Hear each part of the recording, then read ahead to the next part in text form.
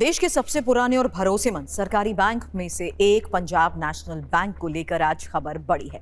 नमस्कार, आपके साथ मैं हूं सुरभि शर्मा। आप देख रहे हैं टीवी9 डिजिटल। पीएनबी एक बार फिर सुर्खियों में है, लेकिन अफसोस इस बार वजह कोई नई स्कीम, कोई राहत पैकेज नहीं, बल्कि एक और हजारों करोड़ का घोटाला है। पीएनबी ने खुद भारतीय रिजर्व बैंक यानी आरबीआई को यह बताया कि बैंक को 2434 करोड़ रुपए के फ्रॉड का पता चला है। सवाल सीधा है, पैसा किसका था? धोखा कैसे हुआ? क्या आम खाता धारक का पैसा सुरक्षित है? आज इस वीडियो में पूरा मामला एक एक परत खोलकर समझेंगे। सबसे पहले समझिए पूरा मामला है क्या। पीएनबी की तरफ से स्टॉक एक्सचेंज को दी गई आधिकारिक जानकारी के मुताबिक ये फ्रॉड कोलकाता स्थित श्री ग्रुप एसआरईआई ग्रुप की दो कंपनी से जुड़ा है।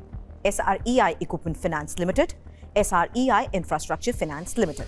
बैंक ने इन दोनों कंपनीज के खातों में नियमों की अनदेखी और फंड के गलत इस्तेमाल के सबूत पाए हैं। जरा आंकड़ों पर अब गौर कीजिएगा, क्योंकि एसआरईआई इक्विपमेंट फाइनेंस 1241 करोड़ रुपए का फ्रॉड, एसआरईआई इंफ्रास्ट्रक्चर फाइनेंस 1193 करोड़ रुपए का फ्रॉड, कुल रकम 2434 करोड़। पीएनबी ने इसे साफ तौर पर बोरिंग फ्रॉड घोषित किया है, यानी कर्ज लिया गया लेकिन उसका इस्तेमाल बताए गए मकसद के लिए नहीं हुआ। सवाल यह भी कि इतनी बड़ी धोखाधड़ी होती कैसे?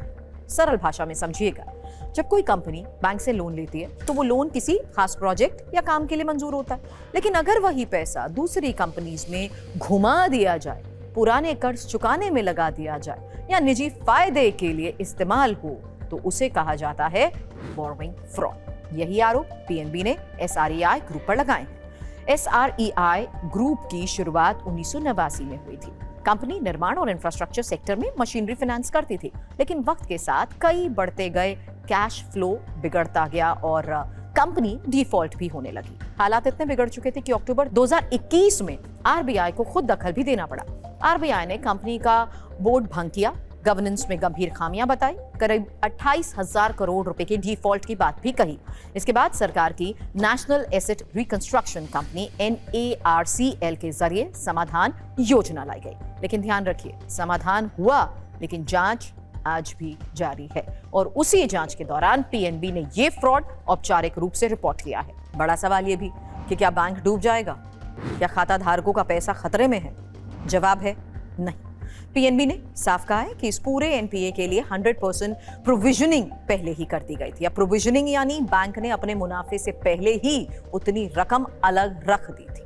अगर पैसा वापस ना भी आए तो बैंक की सेहत पर असर नहीं पड़ेगा। पीएनबी का प्रोविजन कवरेज रेशियो करीब 97% का है। इसका मतलब होता है कि बैंक आर्थिक तौर पर काफी मजबूत स्थिति में है।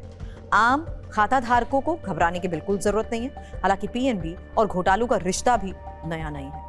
आपको याद होगा 2018 का नीरव मोदी मेहुल चौकसी घोटाला, हजारों करोड़ के लेटर ऑफ अंडरटेकिंग का गलत इस्तेमाल।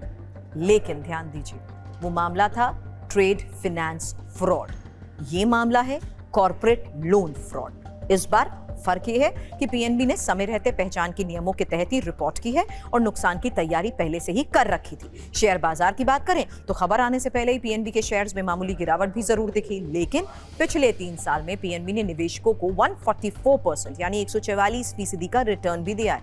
बैंक की बुनियाद अब पहले से कहीं ज्यादा मजबूत है। कुल मिलाकर घोटाला बड़ा है, रकम भारी है, लेकिन बैंक सुरक्षित है, खाता धारकों का पैसा सुरक्षित है। सबसे बड़ा सवाल अभी भी यही है, क्या दोषियों पर सख्त कार्रवाई होगी? क्या भविष्य में ऐसे घोटाले रुकेंगे? आपकी राय क्या है? कमेंट में जरूर लिखिएगा। वीडियो पसंद आए तो करिए लाइक, शेयर कीजिए और चैनल को करें सब्सक्राइब।